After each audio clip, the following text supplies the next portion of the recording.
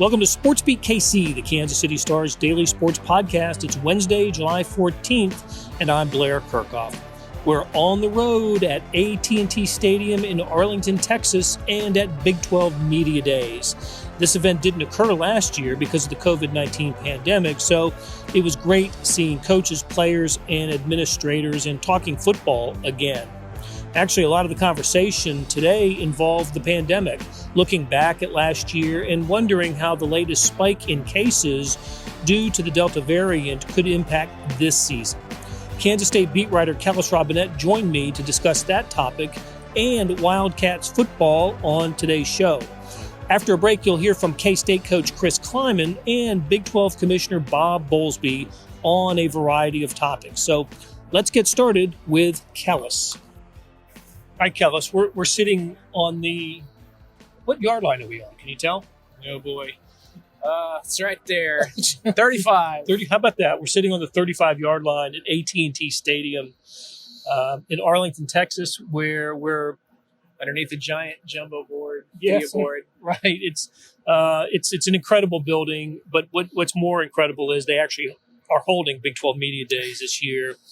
Did not happen in 2020 because of the pandemic, but here we are talking to Big 12 football coaches and athletes. And today was Kansas State Day, so we've gotten to talk with Chris Klieman. And I saw you hanging out in the back, hanging with McPherson, and Skylar Thompson is back there now, so we're going to talk to them a little bit later. But first of all, it's got to feel good to be back. It is. You never know how much you missed an event like this until it's actually here. You get to find people like yourself face to face, shake some hands if you want to. And I've been taken back by even the coaches' comments. I kind of assumed they hated these things, but they're all coming up here today with smiles on their faces, saying hi to the reporters, talking to us like they genuinely are happy to see us again. So yeah, it's a nice setting. Threw me for a loop, too, to hear some of that. Boy, yeah, great to see you guys. I really missed this last year. I think what football coaches like is routine, and this was taken out of their routine last year. So much was taken away from them in terms of routine because of the pandemic, and that's been a kind of a common theme through the first day of Big 12 Media Days. Bob Bowlsby, the commissioner who led off the press conference, spent a lot of time speaking about COVID protocols and even though he doesn't want to have the conversations with athletic directors, he's had to have them talking about testing and other protocols. It's like we want to all feel normal and be normal about this, but it's just maybe it's the Delta variant that has prevented us from feeling that way. Did you pick up on that vibe here today? Yeah, for sure. There's definitely a little bit of, underwriting fear, I think, to all this, just because of the recent surge in some places of the country that, maybe there still will be some disruptions this season. And we saw it with North Carolina State at the College World Series. You take it for granted, but COVID is still around, and it can ruin a team's game, ruin a team's season. And I really think that makes, the subject of vaccinations very prevalent right now. And I think Chris Klieman said Kansas State's football roster is at 80% vaccination right now, which probably is on the high side of all these teams. For some reason, there are players out there who just are very against getting vaccinated. You can't force them to do it. It's a player's choice. It's everybody's choice. But I really think that that's going to be a talking point all season, because it's really the ultimate, what's the word I'm looking for? You're really kind of submarining your whole team here if you're not willing to get vaccinated, because if you are vaccinated, even if you don't want to do it, it removes you from testing protocol. It removes you from close contact protocol. If you're vaccinated, it is very, very unlikely. The only thing that's going to prevent you from playing in a game is being visibly ill, showing symptoms of having COVID, and then testing positive for COVID. None of which people are going to be even looking for or wanting to uncover unless they have to be testing this. So it's kind of the ultimate disadvantage. If you're a player out there who's unwilling to get vaccinated, you're, like Bob Bowlsby said, you're rolling the dice. You're giving yourself the opportunity not to play. You're possibly hurting your team. And it'll be interesting to see this season that if there is a team out there that has 100% vaccination rates, do they win more games than teams that have, say, 60? funny you bring that up because Matt Campbell, the Iowa State coach, was on stage, and every coach is asked in some way about vaccinations. And he said that, look, managing a football program with 130 or so players, another 100, team personnel, people, that it makes it difficult, right? Because you've got that many people who have to decide whether to be vaccinated or not. He also said, his team last year, which finished second in the Big 12 and played in the Big 12 championship game for the first time, and then went to the Fiesta Bowl and beat Oregon in the Fiesta Bowl, essentially, although he didn't use these words, I'll use them because I think this is what he meant, did a great job policing itself. That team had a lot of senior leadership, and the locker room was strong. And I interpreted that as him meaning basically, we're not going to be we're all going to be on as much as we can be on the same page when it comes to this. And when you think about what Iowa State did last year, they didn't have disruption in their season, right? They didn't lose a game. So I just looked at that as an example of a team that, the locker room took care of business. And I think that's really is how it's going to have to be with these teams. It's how it is with the major league and professional teams as well. Pressure needs to come from within the team and the players. And I just remember Chris Klieman on the stage also talking about how difficult it was last year before the vaccine.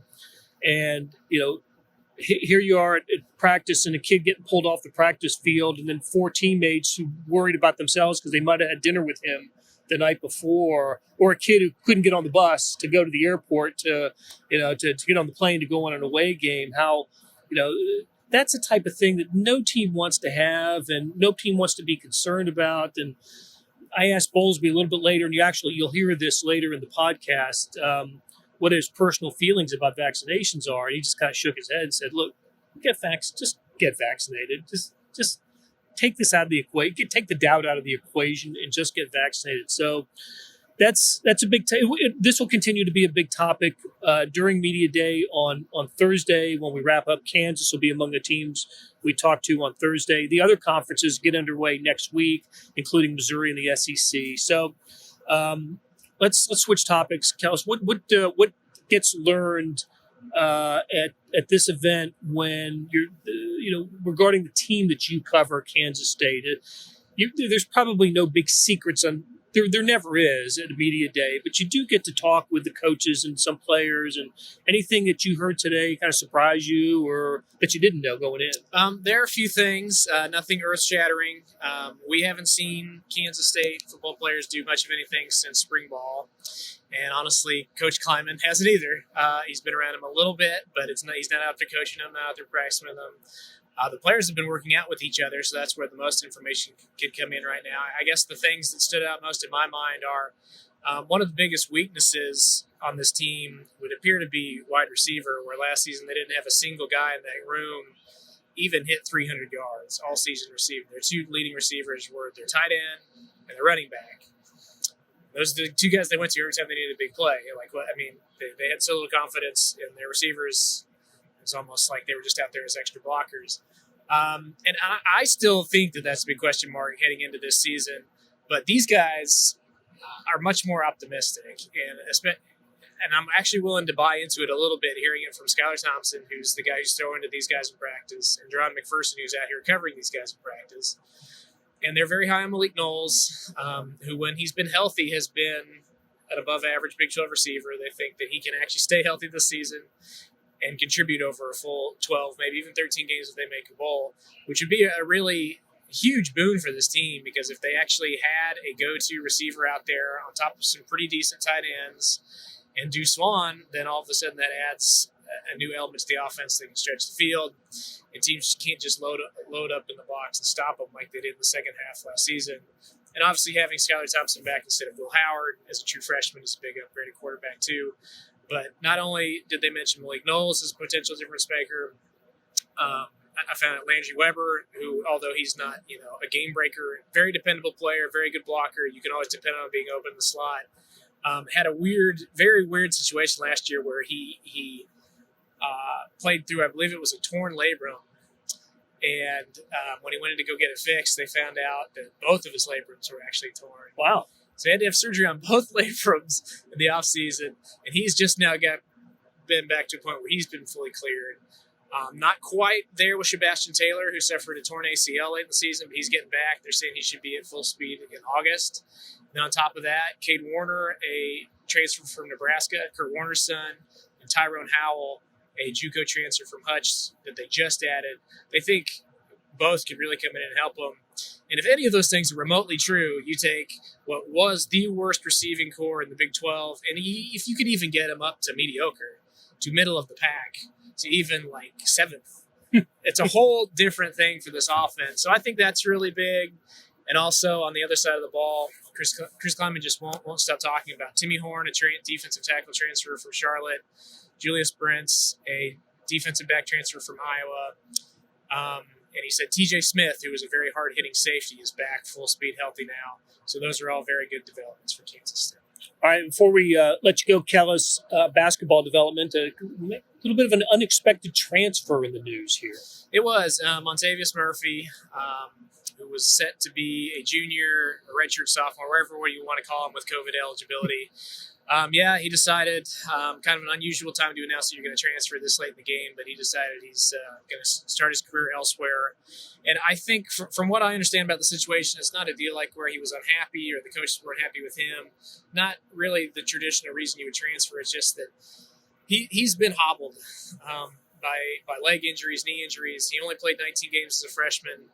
He only played 4 games last year before getting surgery. And it's just been a real puzzle with him and the coaches and the doctors trying to figure out a way to get him back to full strength and what we saw early on when he's a freshman, because even though he didn't put up sensational numbers as a freshman, I believe it was about 5 points, 4 rebounds, solid, knew what he was doing, very smart player, helped the team whenever he was in. They were really hoping that they could get him back to full strength and he could get back to that point of where he was as a freshman and maybe even build on it moving forward. If that's the case, he's probably the backup power forward next season, maybe in an absolute perfect world pushing for starter minutes. But just for whatever reason, I just think he's still hobbled, still trying to work his way back, not clicking for him right now. And they went out in the offseason and added Ishmael Massoud, a guy who averaged 10 points a game at Wake Forest. And they're very, very happy with him. And I think just all those things considered, they brought in a guy who looks, like he's going to be the starter at his position. He doesn't know when he's going to be healthy. He's got other guys he's trying to deal with. Minutes are going to be hard to come by at that spot next season, especially when you remember that they like to go small with 4 guards at times. I think he just looked at it and said, you know what, maybe I'll have a better opportunity elsewhere. And, more power to him. He's a really good kid. I certainly hope he can get healthy and make an impact somewhere. One of the great names in college basketball, Montavious Murphy. Okay, we're going to take a break. When we come back, you will hear from Kansas State coach Chris Klieman and then from Big 12 Commissioner Bob Bowlsby. A lot of topics, name, image, and likeness, college football playoff, a bunch of topics. But, Kellis, great catching up with you. We'll do it again soon. I think is the next step for Skylar Thompson as a super senior quarterback? Well, I think cerebrally more than anything, because he was able to sit and listen to Coach Mess for an entire season and process a game plan and process in-game adjustments. And his physical tools are back. I've seen it firsthand. So it's just more he learned about the game planning and about defensive adjustments and things. I'm excited for him. I think I've heard you say this offseason you think he's potentially an NFL guy. Yeah. Why do you say that? What do you think? One is arm talent, because he does have elite arm talent. He's a good enough athlete. They don't ask him to run like Lamar Jackson anyway. And the fact that he's played a lot of football. And the more football you've played, the more experiences you have. That's what they're lacking right now at some of the NFL school or NFL teams is finding those kids that have played multiple snaps in multiple games. And his experience factor will give him an opportunity. And he'll have a good year this year. How much do you envision Will Howard playing? Because you mentioned him in the same context as Skylar. We got to get him ready to play. If he's the starter, we don't know what's going to happen.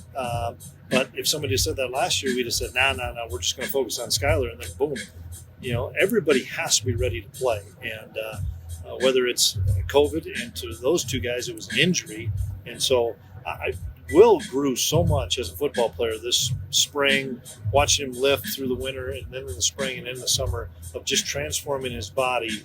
I knew we talked after every game, even when he had some tough times, that this was going to make him better, and it has. Coach, you kind of talked a little bit about how Deuce is an underrated running back. Having that offensive line a full year under their belt, the full offseason, does that benefit him, especially as a runner in the trenches? Yeah, I think it really does. And you could tell that in the spring because he took the lion's share of the reps with the first group with all those offensive linemen back. And you could just tell how much more comfortable he was and how much more comfortable those offensive linemen were with him. No, I think he is underrated. People think he's just a great receiver. He's a dynamite tailback. Just put him in the I formation and give him the football. He made some great runs for 4 and 5 yards last year. He's just stronger this year. He's heavier and he's stronger. How have you guys handled the idea of the vaccination? You can't mandate it. Nope. The school's not going to. It's not a small private school. So Yeah. how have you guys done it? I think we've done really well. I asked Matt Thomason this the other day, and I think we're just under 80% of our team fully vaccinated. So I'm excited about that. I don't know, just like you guys don't know, what are the protocols going to be come August? Are they going to be mandated by the university or by the Big 12 or NCAA? What's going to happen? But I know that we've pushed it, and a lot of kids have been vaccinated. Now we'll see what happens as we get into the fall. Piggybacking off of that, is there any protocols that you implemented due to COVID that you're going to keep this upcoming season? I wouldn't have probably put any true protocols in there, whatever our department would have done. But that's what we just got to wait for in August and see. Right now we have pretty much normal activities going on veneer, normal activities in our food service, as well as in the weight room. So I'm hoping that stays the same. Coach, they're talking about the expansion of the college football playoff. For you, just as a more small school coach, even though it was FCS, for the ability for smaller programs, non-Power 5 programs, to be able to have their opportunity, do you think that's a benefit to the college football program? Well, I think it was good that they put it to 12 without question. Give more teams an opportunity to compete for a national championship. I was a part of it for 7-8 years, and we were fortunate enough to win 7 national championships doing it.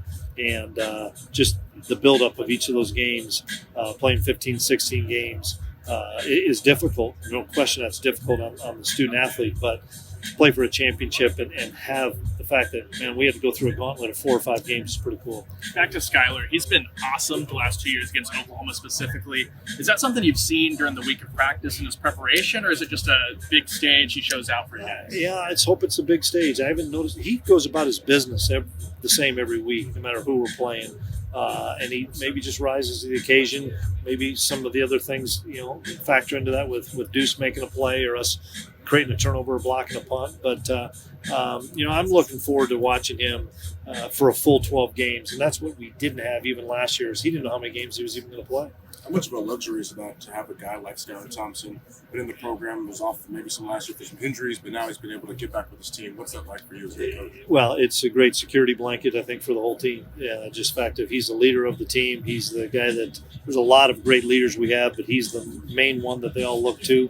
But he's earned that too because of his play, because of how he conducts himself on and off the field, and I'm excited to see what he can do. Coach, the first 3 weeks of the season last year, you lose to Arkansas State, you beat Oklahoma, then you lose your starting quarterback the next week. What were those 3 weeks like for your program? It was just same roller coaster the entire next 10 weeks, where you never knew who was going to be at practice. You never knew who was going to play in the game. And we learned an awful lot as a staff, but each individual event, there were so many events last year, it's hard to keep track of. My personal feelings don't make any difference, but, I think all people are better vaccinated than not vaccinated.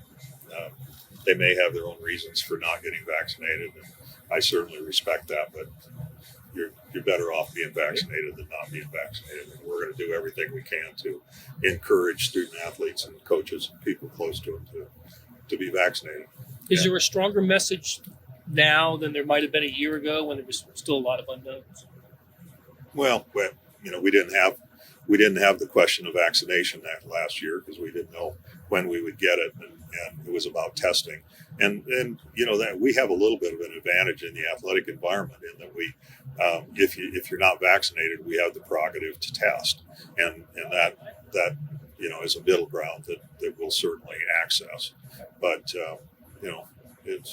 you're better off to be vaccinated than not vaccinated.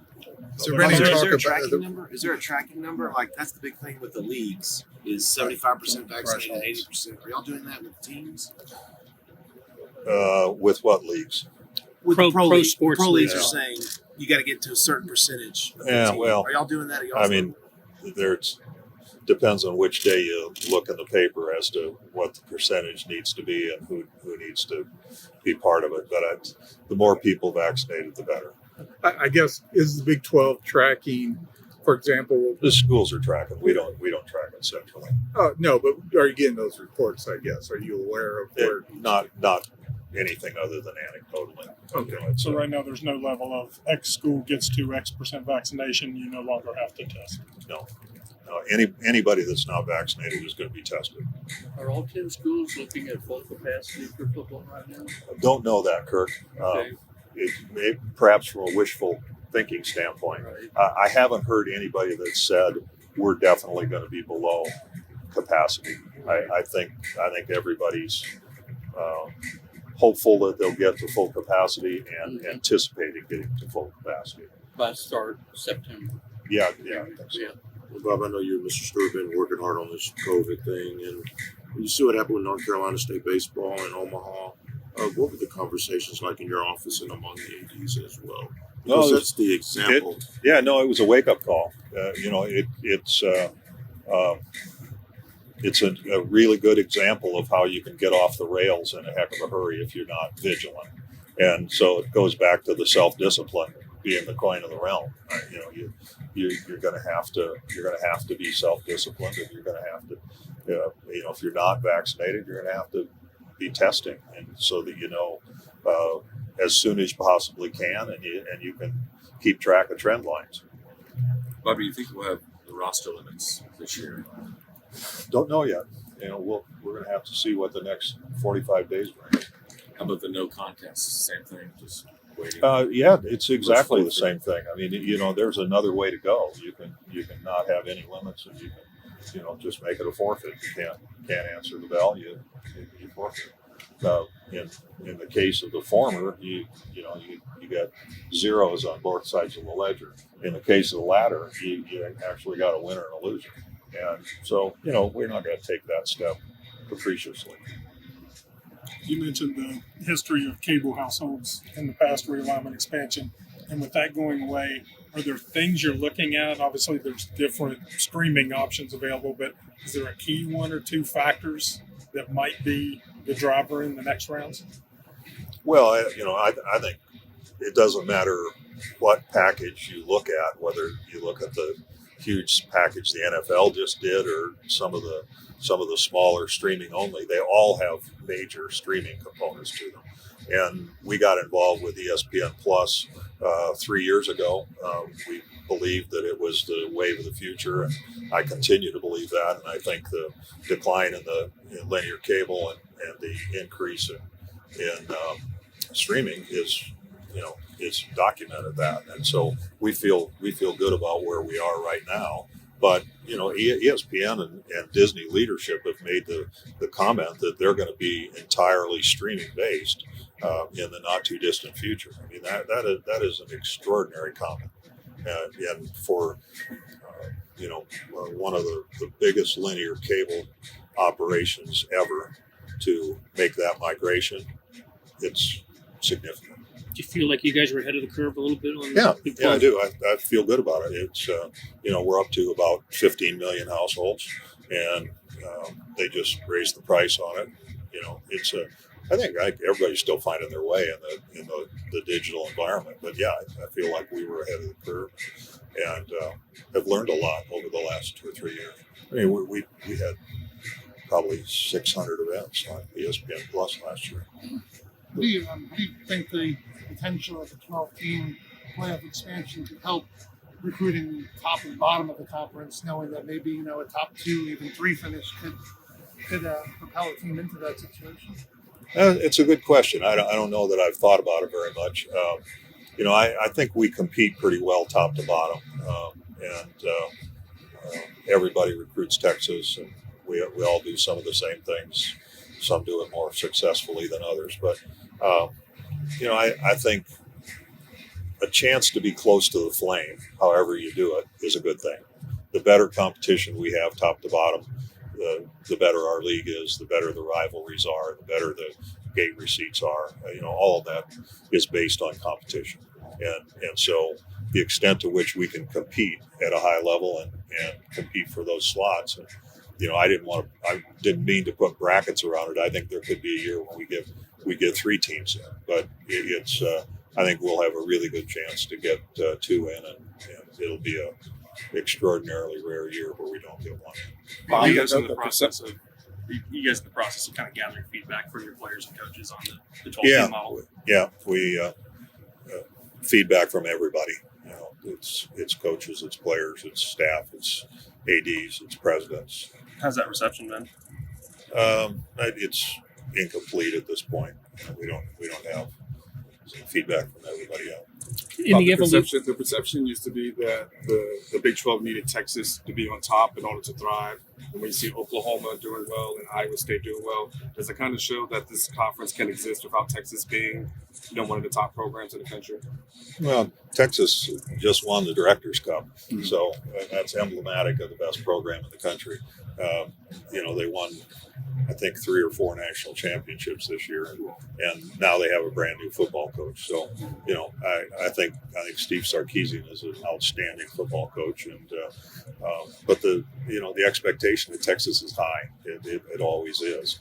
And when you ask the question about Oklahoma being designated in the preseason poll, that doesn't sit well in Austin, and they're going to do everything they can to make sure that it's the Longhorns that get designated as soon as possible. We were talking about NIL navigation, and I wanted to specifically ask you about feedback you've gotten from your compliance departments. Is that where the weight's really falling in terms of? Yeah, well, it scares them to death. Yeah, but you have to. This was one of the migrations I had to make. When I first got started on the committee to think about this. You just have to realize you got to let some things go. There's just some things that were impermissible previously that are now permissible, and you're just not going to. There's transparency expectations. Who's the deal with? How much is it worth? How long does it last? Were you represented by an agent? All of those things. We're going to try and do everything we can to make sure inducements aren't involved and that sort of thing, either in transfer or initial enrollment. Those things are impermissible now, and yet we know people circumvent the rules. And so we're not deluded by thinking that we're not going to have violations. But I think in the main, people want to do the right thing. Institutions want to do the right thing. Thanks, guys. But it's made compliance people crazy. There's no doubt. That'll do it for today. Thanks to our SportsBeat KC production staff of Derek Donovan, Beth Welsh, Monty Davis, Jeff Rosen, Chris Fickett, and Savannah Smith. Tip of the cap to Kellis Robinett for stopping by and talking Big 12 and Kansas State. Links to his stories and others from Big 12 Media Days can be found in the show notes and on kansascity.com. Hey, got another deal for you. You can subscribe to Sports Pass for 99 cents a month. That's right, 99 pennies a month. Sports Pass is the online version of the Star Sports section. You get all the stories that appear in the print editions of the Star, plus additional stories that appear only on the website, and of course they appear first on kansascity.com. After 3 months, it auto-renews at $5.99 a month unless you cancel. How do you get it? Go to kansascity.com/sportspass2020. That is kansascity.com/sportspass2020. Do you want more than just sports coverage? Check out the entire Kansas City Star product. Sports, news, features, commentary, and analysis, the whole thing. You get all the stories written by my talented colleagues, plus additional national news, sports, and business coverage with the e-edition. The details for all of these deals can be found at account.kansascity.com/subscribe. And if you're having trouble hunting down any of these offers, you just send me an email, bkirkhoff@kcstar.com, and I will get you to the right place. So whether it's the Sports Pass or the full subscription, you're getting and supporting the best sports and news coverage in Kansas City and helping us produce programs like SportsBeat KC. Thanks for listening, and we'll be back on Thursday again from AT&T Stadium in Arlington, Texas, Big 12 Media Days. We'll be back tomorrow with another episode.